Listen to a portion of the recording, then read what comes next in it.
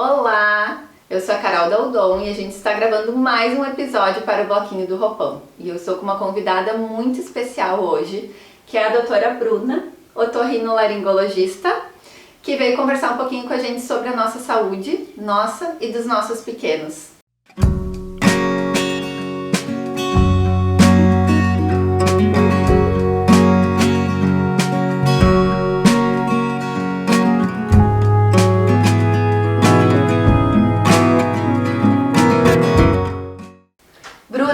Então, né? Tá bom. Seja bem-vinda, queridona. Obrigada por topar essa conversa. Eu gostaria que tu te apresentasse pra gente. Então, eu sou a Bruna, eu sou mãe do Rafa. Hoje é a minha principal função, né? Mas eu também sou médica, otorrino. E, na verdade, depois que eu tive o Rafa, eu acabei atraindo muitas pacientes crianças. Eu sempre atendi criança, sempre amei atender criança. E, na verdade, foi um dos motivos por eu ter escolhido fazer otorrino, né? Mas nunca tinha atendido tanta criança quanto depois que o Rafa nasceu. Eu já comecei a fazer alguns posts de coisas pediátricas, porque também fui estudar mais essa parte, né? Então hoje eu sou quase uma otorrino pediatra de tanta criança que eu atendo. E é muito legal, né? Porque acaba que a gente se identifica com as mães, enfim, então essa sou eu. A Bruna, ela falou que se aproximou mais das crianças depois, e é mentira, porque depois de ter o Rafa, né, porque eu levei o Joaquim lá com 3 anos, eu acho, a primeira vez 3 ou 4, né, Bruna? E, inclusive ele fez um exame lá, o nasofibro com a Bruna, e ela já teve todo um jeito, uma didática muito especial de lidar com o Joaquim. E a partir dali, também sempre que me perguntavam qual é o otorrino, a Bruna. E esses dias eu disse, né, Bruna, tu tinha que ser pediatra também, porque assim, a confiança que a gente enquanto mãe tem nos teus tratamentos são fora de série, assim. Ai, que bom. Sem contar a empatia, paciência, às vezes a sala de espera tá lá com um monte de paciente esperando e ela tem toda a calma do mundo pra acolher os nossos pequenos. Mas por dentro eu fico nervosa. Ai meu Deus, eu tô atrasada. Mas realmente essa questão da empatia, isso melhorou muito depois que eu fiquei mãe. Muito. Porque tu te coloca mais no lugar da mãe que tá ali, da própria criança, assim. Então, acho que isso... Ser mãe me ajudou muito na minha profissão também, sabe? Eu acho que completou, assim. A gente ia falar da Bruna, do ser mãe, mas a gente já vai começar agora, então a gente vai inverter a ordem, né? Então, tá. Porque é isso, né? A gente renasce sendo mãe, né, Bruna? Com certeza. É uma nova Bruna, eu tenho certeza, assim. Eu sou uma nova Carol e num segundo filho a gente renasce também, porque a mãe que eu era pro Joaquim, eu não sou pra Elu, eu sou... E isso também faz a gente entender os nossos pais, sabe? Muito! Muito. Ainda mais quando a gente também tem irmã, né, Bruna? Assim, sim. Aquelas comparações, por que com uma é de um jeito, com outra de um outro, e agora sendo mãe de 2 eu consigo entender que cada um tem a sua personalidade e eu não sou a mesma mãe que eu era há 6 anos atrás. Eu sou uma outra mãe, então é uma outra mãe para 2 crianças com 2 personalidades, né, que a gente precisa respeitar. Deve ser um desafio ser mãe de 2. Se mãe de um já é um desafio, imagina de 2, né? É um desafio gostoso. É, né? Maravilhoso. O que mudou além da empatia da Bruna de antes para Bruna mãe? Ai, mudou tudo, né, Carol? As prioridades, o que a gente pensa, sempre a criança em primeiro lugar, né? Então, eu brinco que o Rafa sempre tá lindo e eu faço o que dá. Eu me ajeito do jeito que dá, saio correndo. Os programas que a gente faz, né? A gente tenta se aproximar de pessoas que têm criança, porque também entendem o que tu tá passando. E a gente fica buscando coisas que vão fazer o Rafa feliz. Que talvez façam até mais a gente feliz do que ele. Tipo, eu quero ir na pracinha, eu quero fazer tal coisa. E o meu marido brinca, às vezes parece que tu tá mais feliz que ele, assim, fazendo o negócio. Mas tudo, né? As nossas prioridades mudam. É impressionante, assim, é avassalador. É avassalador e que é legal ouvir isso de outra pessoa, porque esses dias a gente teve o aniversário do Joaquim e no dia do aniversário as minhas crianças estavam lindas e eu não tinha roupa, sabe? E assim, não dava pra colocar o que eu tinha no guarda-roupa, porque já é limitado, eu já tinha usado muitas vezes, não dava pra usar num evento importante, que era o aniversário dele, o que eu tinha em casa. 30 minutos antes da festa eu providenciei um look, mas era assim, eu passei a semana me preocupando que roupa eles vão estar lindos e a gente fica tão completa com eles, lindos e maravilhosos, que a gente esquece, né? Sim, exatamente. É muito doido. A gente fica em segundo plano, mas é É maravilhoso, né? Não tem mais aquela coisa de ficar um sábado jogado no sofá. Mas é tão maravilhoso estar correndo atrás e vendo as descobertas cada dia, assim. Então, é muito cansativo, né, Carol? Muito. É exaustivo. É exaustivo, mas é muito compensador. E, Bruna, cuspiu a língua já?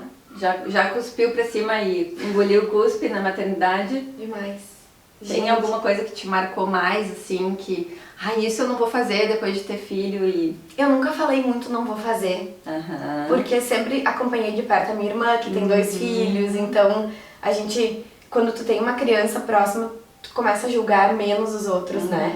Então, eu nunca falei assim, isso eu não vou fazer. Mas muitas coisas de comportamento que eu julgava. E, a gente julga muito antes de ter filho. E isso acho que talvez seja a coisa que mais mudou pra mim, assim. A gente recentemente foi viajar com o Rafa de avião.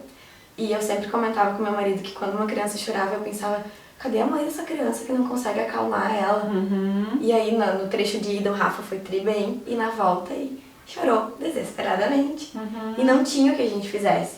Então, antes eu pensava assim, nossa, como é que essa mãe não consegue acalmar essa criança? E agora a gente entende que não é bem assim, né? Então, várias coisas que eu achava que seriam mais fáceis. Por exemplo, eu nunca achei que o sono ia ser um desafio pra mim. Porque eu sou super dorminhoca. O meu marido dorme em qualquer lugar, bem fácil, assim. Então, eu pensei assim, nosso filho vai dormir bem. Mas ele é só uma criança, né? Então, muitas coisas que eu achava que a gente não ia passar, a gente tá passando. Mas, assim, com tranquilidade e entendendo que faz parte.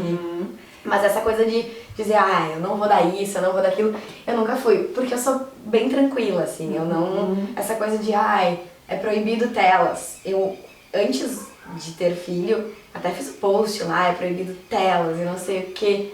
Hoje eu entendo, sabe? Uma mãe que não tem rede de apoio, que precisa comer, colocar a criança, ver um desenho ali, gente, tá tudo bem, sabe? Então, e esse tipo de julgamento... E nem só comer, às vezes ela precisa fazer a comida dela, a comida do filho. Limpar a casa, arrumar, se vestir. Sim. As crianças demandam e às vezes a única forma de tu conseguir fazer alguma coisa é colocar na tela. Então, essa questão assim de julgar menos e entender mais depois que tu é mãe, assim, eu acho que isso muda muito. Vira uma chave, né? Com certeza, com certeza.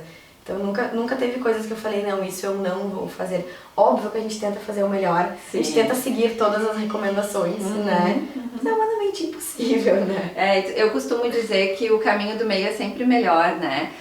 Que existem as recomendações, que existem as informações né? Mas assim, nem 8 nem 80, né? Se a gente consegue seguir o caminho do meio, a gente fica tranquilo. Com certeza. E não se cobrar tanto, não se cobrar tanto. Porque se tu vai seguir todas as recomendações e tu te atocando com aquilo, tu não tem vida, né? Sabe tem que deixar mais leve, assim. É muito interessante isso, porque ontem uma amiga minha me escrevia no WhatsApp que ela estava se sentindo uma mãe muito ruim, uma mãe péssima, né? Por ter tido um dia difícil, por ter explodido, né? Com o filho. Eu falei, amiga, sabe qual é o problema? A gente tem muita informação.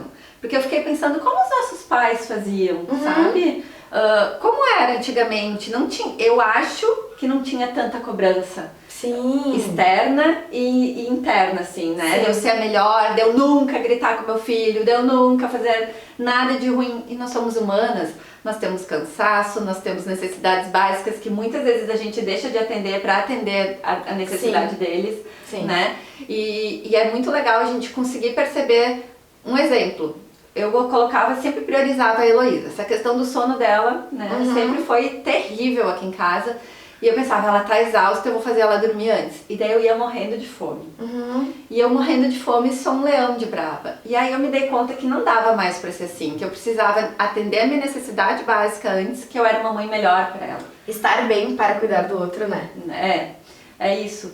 E as informações hoje, às vezes, deixam a gente num caminho assim de tipo, meu Deus, eu sou uma mãe ruim. É muita cobrança. É muita, muita, muita informação.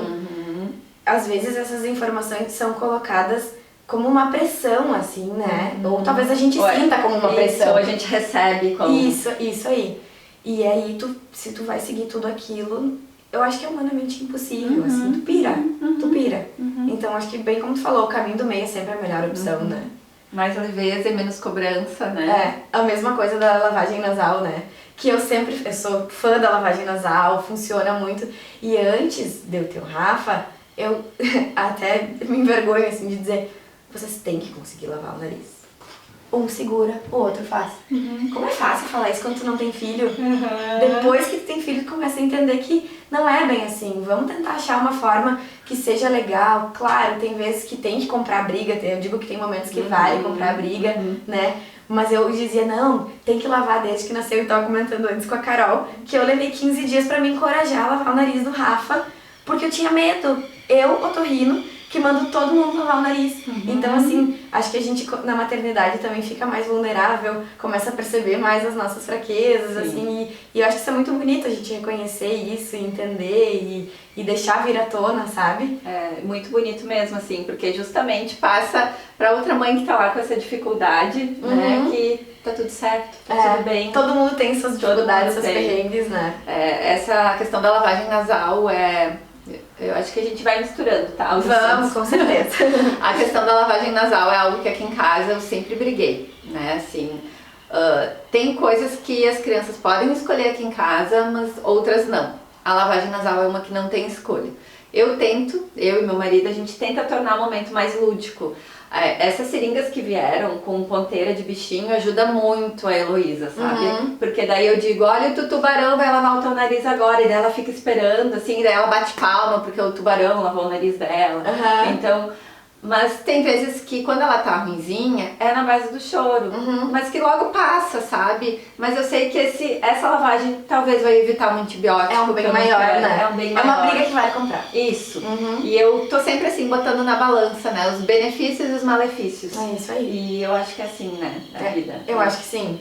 Tem brigas que realmente não vale a pena comprar, mas essa briga da lavagem nasal eu acho que vale. Compensa, assim. né? Compensa. E uma coisa que eu sempre digo sobre a lavagem é que se a gente deixar pra lavar o nariz da criança só quando ela tá doente, ela já tá ruim, ela já tá batida, ela tá com dor e ela vai associar a lavagem àquele momento ruim. Então por isso que eu bato tanto na tecla de lavar o nariz todo dia. É óbvio que tem benefício lavar o nariz todo dia. Mas assim, a criança tá super bem, pra que eu vou lavar o nariz?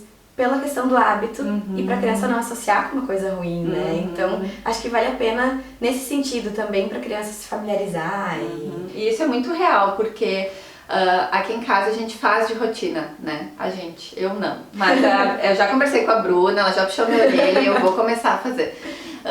Mas as crianças fazem, né? Eu não abro mão que elas façam, a gente faz sempre no banho de rotina. E quando a Elo não tá legal, ela chora pra fazer a lavagem.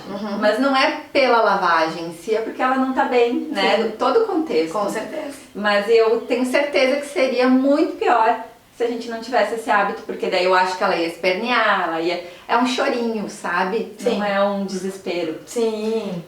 Então é isso. Bruna, a lavagem nasal pode ser feita desde recém-nascido? Pode. Tem que ter coragem. Mas tem formas mais delicadas, assim, e menos agressivas de fazer a lavagem. E pode, né? Não é que deva fazer, mas os bebezinhos, eles são respiradores nasais exclusivos. Os bebês não sabem respirar pela boca. Então, imagina aquele tamanhinho do nariz. Qualquer secreçãozinha que tem lá dentro, qualquer inchaço, atrapalha a respiração. Eles não conseguem simplesmente respirar. Então, tem casos em que vale a pena. E aí, existe colocar o sorinho com conta-gotas, tem aqueles jatinhos contínuos que eu sou fã, acho que funciona super bem, e aí é mais tranquilo pra fazer, né? Mas pode, com certeza pode. E em alguns casos vale super a pena, né? Tá aquilo que a gente tava comentando antes da questão da amamentação, por que é importante o bebê estar com o nariz livre? Porque ele só respira pelo nariz, ele precisa respirar enquanto ele mama, e aí o fato de ele não respirar pelo nariz atrapalha a mamada, atrapalha a pega. Então, nessas crianças que têm um pouquinho mais de secreção, acho que vale super a pena tentar desde o nascimento, com calma, com paciência, tem que se encorajar. Não tem risco de engasgo se a gente faz da maneira correta, com a criança sentadinha, né? Bem acordada, nunca dormindo. Então, existem mecanismos de proteção na nossa via aérea que são automaticamente ativados quando se coloca o soro no nariz da criança, né? Então, um medo que muitos pais têm, que é a questão do engasgo, se a criança estiver bem acordada e com a cabeça ereta, fica tranquilo que não tem problema. E ela vai engolir, né, Bruna? Sim, Isso. às vezes os pais... eu até tenho alguns vídeos da Elo meio que fazendo assim, né? Porque ela tá engolindo, tá estranhando aquilo que tá entrando. Sim, mas não quer dizer que certo. esteja engasgando. E outra coisa também, falando da lavagem, né? Que a gente vê aqueles vídeos lindos da internet, que sai a meleca do outro lado, é maravilhoso.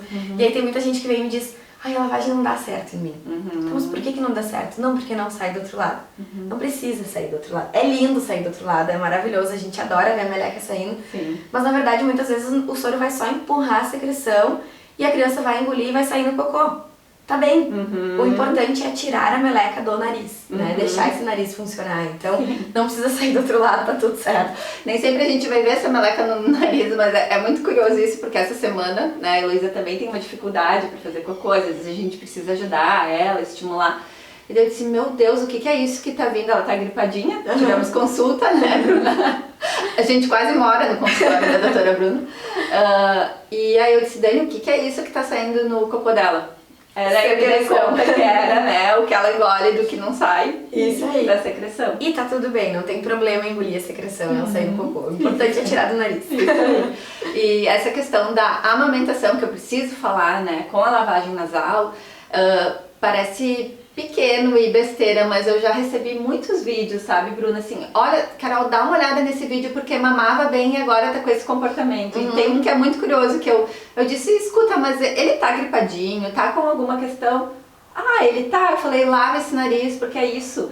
Ele ia pra mama, ele não conseguia respirar, ele saía, ficava bravo, irritado, sabe, incomodado. E ela já pensando que tivesse uma confusão de bicos, que era o bebê que tava em uso, né? Eu falei, não, precisa lavar esse nariz. Depois ela me mandou, realmente, a gente lavou o nariz. Deu tudo certo. E a amamentação fluiu, então, por isso também esse olhar para bebês pequenos, né? Esse narizinho precisa estar limpo, precisa estar desobstruído para conseguir fazer uma boa pega, para conseguir manter a sucção, a respiração e a deglutição para mamada. Com certeza, super importante. E é tão simples, né?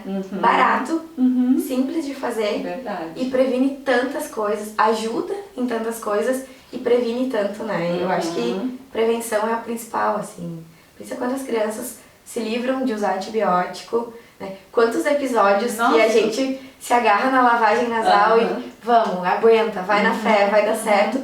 E tu livrou teu filho de usar um antibiótico, sabe? De usar um medicamento mais forte, porque realmente funciona. Claro que não é fácil, é trabalhoso, né? A gente tem que aguentar no osso, assim, mas vale muito a pena, né? No fim das contas, eu acho que o resultado é positivo. Eu sou muito fã da lavagem nasal.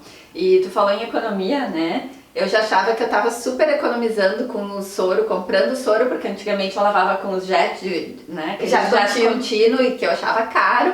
Aí eu fui pro soro e daí essa maravilhosa me apresenta uma receita caseira de soro. O Dani ainda falou essa semana, meu Deus, isso aqui foi ouro pra nós aqui em casa. Porque até o soro fisiológico tá caro, né? Tá caro, muito caro, comparado com a época do Joaquim pra hoje, assim. É um absurdo. É um absurdo. Então, muito obrigada por essa lavagem, por essa receita de soro caseiro, porque nos ajuda muito aqui em casa. E depois a Bianca bota aí, tá, Bianca? Vou te mandar. É isso aí.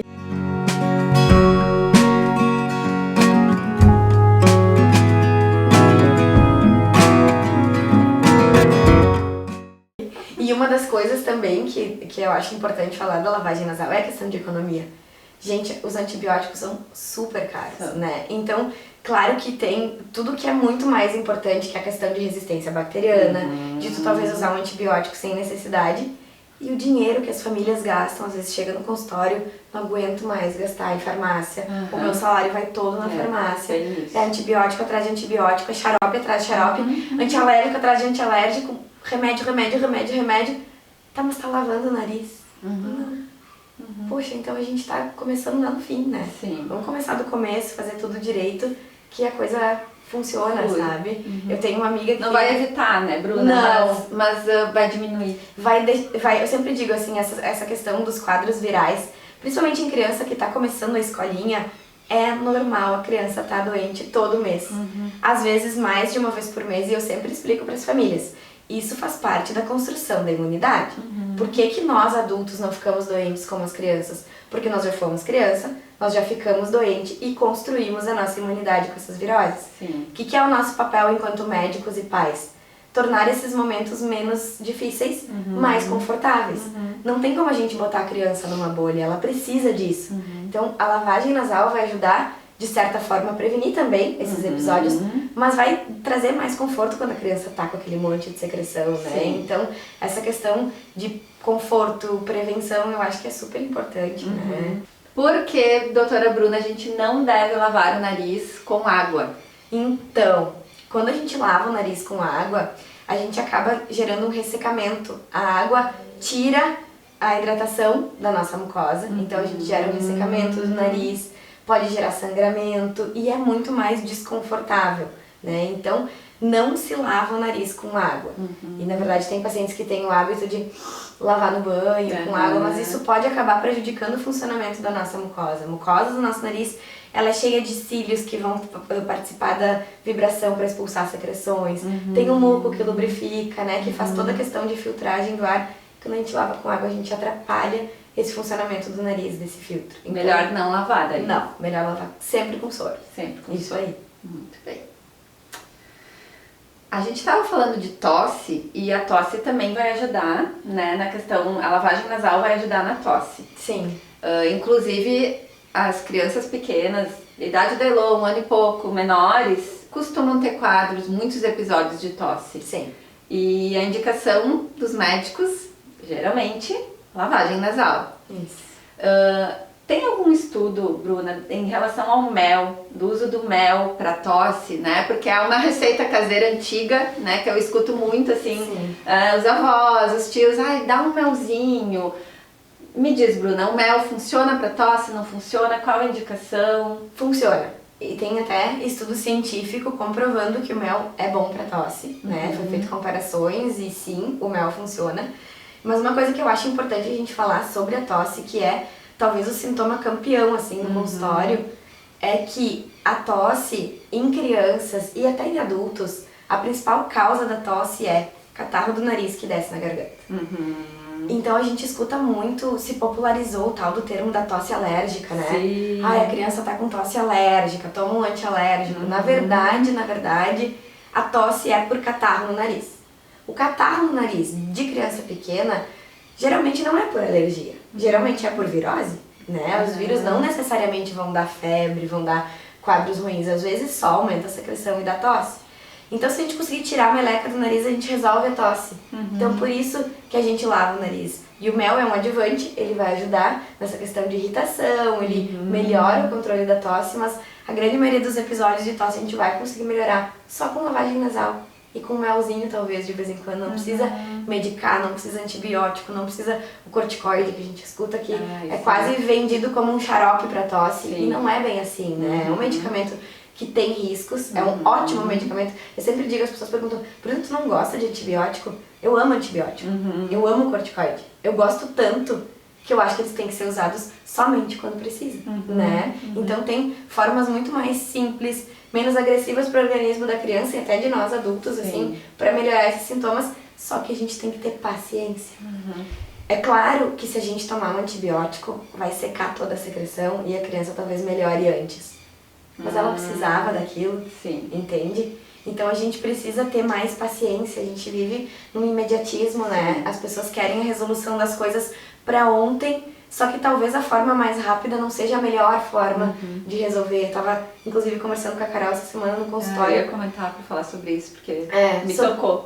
Não, e realmente é uma coisa que preocupa. A gente tava conversando sobre a resistência bacteriana e eu tava lendo um estudo na semana passada que falava que em 2050, que é daqui 30 anos, a principal causa de óbito vai ser infecções que não têm antibióticos para tratar, infecções resistentes. E quem é o culpado por isso somos nós. É a nossa cultura. E na verdade a gente pensa assim, eu tô usando um antibiótico, o problema é meu. E eu que vou estar com bactéria resistente. Não é bem assim. Né? Porque o antibiótico que tu toma, tu excreta no ambiente. Então a gente tá causando resistência bacteriana de uma forma geral. E isso impacta a vida de outras pessoas, né? Então, eu até fiz um post outro dia, quando a gente pensa num mundo melhor para os nossos filhos, a gente sempre pensa na questão ambiental, poluição e tal, mas a gente precisa pensar e precisa ter consciência de pensar o que vai ser o amanhã, o combate às infecções bacterianas, que a gente não vai mais ter o que usar por culpa nossa. Porque a gente é imediatista, porque a gente quer resolver as coisas da forma mais fácil, mas existem formas menos agressivas e que funcionam também, só que a gente tem que ter paciência. Um quadro viral, por exemplo, vai demorar aí 7, 10 dias para resolver, a tosse pode ficar por um tempo depois, né? Mas a gente sabe que não precisa. Lava o nariz, usa o mel, usa medicamentos sintomáticos para criança e vai melhorar. E outra coisa que também sobre o antibiótico é curioso, que às vezes a gente tem a impressão assim, ai, mas eu tomo antibiótico, é o melhor que uma dor de garganta, por exemplo, né, que era viral. Isso é muito comum da gente ouvir. É muito comum, porque um quadro viral, dor de garganta, vai durar 3, 5 dias. E aí a gente não toma antibiótico, a gente, eu digo, né, a população geral, não toma antibiótico no primeiro dia. Então até que tu consulta, consegue a receita e vai tomar, tá no 3º, 4º dia de antibiótico, de sintomas. E aí tu tomou um antibiótico e tu melhorou. Nossa, que mágica, é uma antibiótico faz. É uma coincidência. E aí se associou a pensar aquilo, sabe? Sim. Então é muito cultural, assim, eu acho que a gente tem muito pra melhorar, mas são essas pequenas ações, assim, que a gente consegue ir entrando na cabecinha de cada um, assim, né? É trabalhoso, a gente tem que conversar. Eu sempre brinco, uma consulta que tu prescreve antibiótico demora 5 minutos. Sim. Porque muitas pessoas te procuram querendo aquilo, então é fácil de tu resolver. 5 minutinhos da receita, o paciente sai satisfeito. Uma consulta de educação demora 30, 40 minutos. Mas é a forma da gente estar buscando um mundo melhor, uma vida melhor para as pessoas, e eu acredito nisso, sabe? Acho que vale a pena.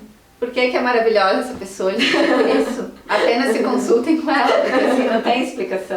E muito legal isso que tu traz, assim, da questão do antibiótico, que eu confesso que eu sabia, assim, que não se deve usar, mas eu não tinha esse conhecimento do dia que a gente exala, né? De que vai para o ambiente, de que vai criar bactérias resistentes.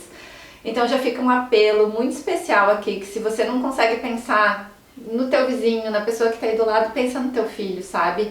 Pensa que daqui 30 anos, que idade vai ter o teu filho daqui 30 anos e que mundo tu quer pra ele daqui 30 anos. Então, faz por ele, né? Se não dá pra fazer por ti ou pelo outro, faz por ele. Eu acho que quando é com o filho a gente se toca mais, né? Com certeza, com certeza. Então, já fica esse apelo aí muito importante, assim, pro nosso futuro. Bruna, eu gostaria que tu trouxesse um pouco pra gente da maternidade no sentido da amamentação, né? Quais foram os teus desafios? O que tu esperava? O que não deu certo? O que deu? Traz um pouquinho pra nós. Sim. A amamentação pra mim foi, depois do sono, que eu acho que agora tá um grande desafio. Não, mas a amamentação foi o meu maior desafio. Acho que é, né? De muitas mulheres. De muitas. Eu sempre tive o sonho de amamentar. A gente, como médica, né, aprende que o leite materno é o melhor alimento, é questão de vínculo. Então, a única certeza que eu tinha era que eu queria amamentar. Eu nunca quis parto normal, tinha medo, sempre quis cesárea. Então, a única coisa que eu estudei na gestação foi a amamentação. Eu estudava, eu sabia toda a teoria, eu sabia tudo. E é uma coisa muito engraçada, porque eu tinha estudado tanto, que aí tinham me falado, ai, compra as rosquinhas da amamentação. Eu vou esperar. Porque eu acho que o Rafa vai pegar e vai ser maravilhoso e eu nem vou precisar da tal da rosquinha. Pobre coitada, né? E isso é uma coisa que eu acho que talvez hoje, né, retrospectivamente avaliando, a informação me cegou. Sim. Muita informação talvez me cegou. Sim. Mas enfim, foi muito difícil. O Rafa teve dificuldade de pegar. Eu sou do Rino. E eu achei que o freio dele era um pouquinho curto, mas achei que talvez não fosse, enfim. E daí eu acabei, né, tendo o diagnóstico de que ele tinha a língua presa e a gente acabou fazendo a ferionotomia. E eu fiz tudo, assim. Eu fiz tudo que eu poderia ter feito. Eu fiz osteopatia. Cortei a língua do Rafa, mandei cortar, né? Não tive coragem, óbvio que não. Sim. Fiz fonoterapia, tinha 3, 4 consultoras de amamentação na minha volta. E eu não consegui. A gente foi uns, sei lá, 30 e poucos dias, assim, aos trancos e barrancos, porque ele perdeu muito peso. E eu tinha aquela coisa, eu não vou dar mamadeira, então era nós, de madrugada, ele chorando de fome, dando leite de colherinha. Ai, guria, se eu me lembro, assim, dá vontade de chorar, assim, porque foi muito difícil. Mas a gente fez tudo, aquela sondinha pra relatação. E, enfim, ele não pegava, não ganhava peso. Inclusive, estava perdendo peso, quando ele já deveria ter reposto o peso do nascimento, ele continuava perdendo. E eu correndo atrás e cega, eu queria aquilo, eu não ia dar mamadeira, eu queria. E fui me estressando, assim, sabe? E até que chegou um momento que eu enchi o saco. Tipo, chega, eu não quero mais. Porque a amamentação tava um momento triste. Sim. Eu brigava com ele. Eu dizia, como tu não consegue pegar? Eu tô cheia de leite e tu não consegue. Eu brigava. E aí, amamentar era um momento estressante. Quando chegava a hora de dar mamar, eu tinha vontade de sair correndo. Minha mãe dizia, Bruna, vamos, ele tá chorando. Não, mãe, não é fome. É qualquer outra coisa menos fome. Eu fugia, sabe? Então, tava estressante, tava horrível. E ele não ganhava peso, não ganhava peso, não ganhava peso. E aí chegou um momento que eu tive uma candidíase mamária. E daí numa madrugada eu tive uma dor horrível. Candidíase dói pra caramba. Pra caramba. E daí eu acho que eu traumatizei com aquela dor, assim. Eu dei pro meu marido e falei, ó, mamadeira e nunca mais. Não consegui. Porque eu também ficava esperando uma perfeição daquele momento, sabe? Então, eu acho até que a coisa tava indo, que talvez fosse dar certo se eu tivesse insistido. Mas enfim, não deu. E daí aquela culpa, né, de não conseguir amamentar. E aquele medo de não fazer vínculo com a criança, né? Como a gente é boa, a gente acha que isso não vai acontecer. E também a questão de achar que ele seria uma criança doente. Eu tinha certeza que se eu não desse mamar, o Rafa ia ser uma criança doente, né? Mas aí a gente entra também naquelas coisas dos radicalismos, assim, né? Claro que se fala... Caminho do meio. Gente. É, isso aí. Então, aos poucos eu fui amadurecendo, assim, no início até... Às vezes o meu marido postava uma foto que aparecia o Rafa mamando mamadeira e eu, não posta isso. Tipo, eu não quero saber que as pessoas saibam que eu não tô dando mamar. Porque eu tinha vergonha. E o medo do julgamento, por ser uma profissional o medo da área, né? Exatamente. E tu traz, assim, eu enchi os olhos de lágrima quando tu falou, né? Até me emociono. Eu já vou chorar também. Nessa questão do Rafa, por que tu não mama? Porque eu me identifiquei, sabe, Bruna? Quando eu tenho pra amamentar a Elô, eu pensava, poxa, Elô, tô fazendo de tudo. Vamos lá, é só tu botar essa boca agora pra funcionar nessa mama. E eu gravei outro dia meu relato de amamentação, que também vai pro ar. E é mais ou menos isso. Tem vezes que simplesmente não dá. Não dá. Sabe? E pra mim foi tão legal passar por toda essa experiência. Hoje eu amamento a Elô, mas assim, foi um mês muito suado, sabe? Que naquele momento não tava como tava pra ti.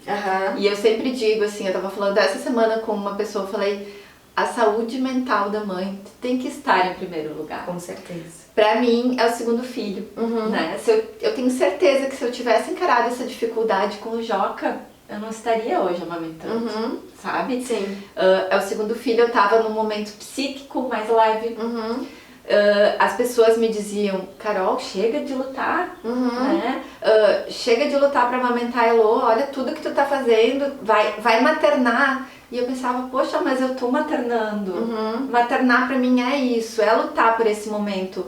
Mas eu não tava nesse processo. Mas quando, nos primeiros dias, antes da gente fazer, lá nos primeiros dias a Elô fez a freonatomia também, teve a língua um grau posterior, né? Ela fez a freonatomia com 6 dias de vida, e lá no quarto dia eu dizia, Heloísa, pelo amor de Deus, pega, é só tu pegar a criaturinha. Eu também, mesma coisa. É, não entendia. Vamos, guri, te orienta, sabe? E é isso, assim, a gente fica com o emocional do perpério, né? O baby blues, toda a expectativa que a gente coloca naquele bebê. E como assim tu não vai só pegar uma mãe, né? É muito difícil. É muito doido. Mas até o meu pediatra falou uma coisa que me marcou, que ele falou assim, quando eu falei pra ele que e ele é super amigo da amamentação, assim, eu falei, eu acho que eu não aguento mais. E ele falou, Bruna, é melhor dar fórmula com amor e carinho. E eu não tava tendo amor e carinho na hora da amamentação, sabe? Acho que eu consegui me conectar com o Rafa depois que eu decidi parar com essa luta e comecei a dar fórmula com amor e carinho. E eu tinha muito medo da questão do vínculo. Porque eu pensei, eu não vou fazer, ele não vai fazer vínculo comigo, porque, enfim, eu não dei de mamar, né?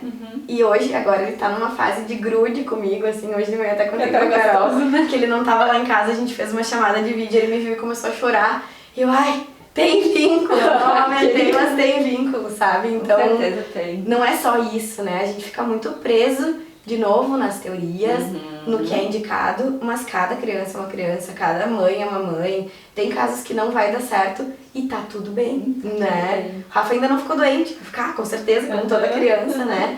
Mas não vai ser uma criança doente porque não amou, né? Então, hoje eu tenho tranquilidade pra falar sobre isso, mas por muito tempo não. Então essa coisa de tipo, eu não querer que as pessoas soubessem que eu não tava amamentando, era uma coisa super importante pra mim, porque parecia que eu tinha fracassado, sabe? É legal a gente falar sobre isso, porque pra mim, por exemplo, né, eu vou dar um exemplo prático, tá? A questão do Joaquim, eu não ter feito parto normal. Às vezes me incomodava alguns posts sobre o parto normal. Hoje isso tá bem resolvido pra mim. E estando bem resolvido, eu inclusive vou lá e apoio esse post, sabe? Assim, eu tô dando exemplo do parto normal, mas poderia ser da amamentação. Sim. Porque tem muito julgamento, por exemplo, agosto tá se aproximando. Né? O agosto dourado, que é o mês de conscientização da amamentação. A gente precisa ainda informar sobre a amamentação, a gente precisa ainda falar sobre isso, porque a nossa cultura é uma cultura muito da mamadeira de primeira, né? Assim, não tentar, né? Não tentar, né? Os próprios profissionais, muitas vezes que não são da área da amamentação, não olham para a amamentação. Às vezes é um ajuste, não é toda essa luta. Sim. Às vezes é um ajuste que falta e que vai direto para a fórmula, porque... Então, assim, a gente precisa ainda olhar para isso e lutar. E é um apelo que eu faço assim, se esse post te incomoda, vai buscar uma ajuda, sabe? É muito importante a gente estar bem resolvido, assim, com as nossas questões, pra gente conseguir, inclusive, apoiar outras mulheres. E essa questão da amamentação, que eu acho importante, porque existem muitos recursos. Então, que tu falou de partir pra mamadeira de primeira, né? E uma coisa que me deixa tranquila hoje é saber que eu fiz tudo que estava ao meu alcance, sabe? Então, foi um perrengue, foi cansado, foi suado, mas eu tentei, né? Não deu porque não era pra ser, mas eu fiz tudo que estava ao meu alcance e tem muita coisa pra ser feita, né? Então eu acho que vale a pena, porque depois a gente fica com a consciência tranquila, não deu, mas eu tô tranquila, eu tentei, sabe? E essa questão do vínculo que a Bruna trouxe, né? Por isso que eu falo que a saúde mental, a saúde emocional da mãe tem que estar em primeiro lugar. Do que adianta uma mãe amamentando no seio, de forma infeliz, com dor, né? Porque amamentar com dor, só quem já amamentou sabe o desespero que é. Brigando com a criança, nossa, porque daí dá raiva, né? A dor gera raiva, pra mim gerava raiva, assim. E também, eu me lembro que eu ficava assim, esfregando os pés um no outro e esperando aquele momento terminasse. Contando os segundos. Assim. E às vezes é um momento que passa, como passou pra mim, mas às vezes não, né? Às vezes perdura. Então, do que vale? O amor e o carinho, né? Porque é o amor e o carinho, é o apego que constrói o vínculo. Com certeza. Não é o que tu tá dando, né? Uma mamadeira bem dada, com um olhar, com uma conversa, com afeto. É muito melhor do que um peito brigando, né? Exatamente. Obrigada por compartilhar com a gente, assim, porque é até um colo, né, Bruna, assim, para as outras mães. Com certeza tem muita gente que passou pelo que eu passei e talvez também tenha esse receio de falar e de expor isso, mas eu acho que essa questão da maternidade traz à tona as nossas vulnerabilidades de uma forma assim que é muito intensa, né? A gente se mostra vulnerável em tudo, a gente vê que a gente não tem o controle de absolutamente nada. Eu sempre fui muito controladora e com o Rafa já começou na amamentação, olha aqui minha querida, não é do jeito que tu quer, não é do jeito que tu planejou, sabe? E tu te adapta e a gente faz o melhor e no fim das contas o que vale é o amor, né? O que vale é o amor. Que lindo, eu acho que é a melhor frase pra gente terminar essa nossa conversa, assim, o que vale é o amor. E a Bruna tem o amor na profissão, tem o amor pelo Rafa, né, que a gente é nítido, mas pela profissão também é nítido, né? E muito obrigada pela tua disponibilidade dessa conversa, dessa informação, né, desse momento tão importante pra mim e para as pessoas que vão nos assistir. Eu adorei participar, obrigada. Me senti em casa, uma conversa entre amigas, né? Que bom, então volta, legal. De cara de amiga. Com certeza. Obrigadão, adorei.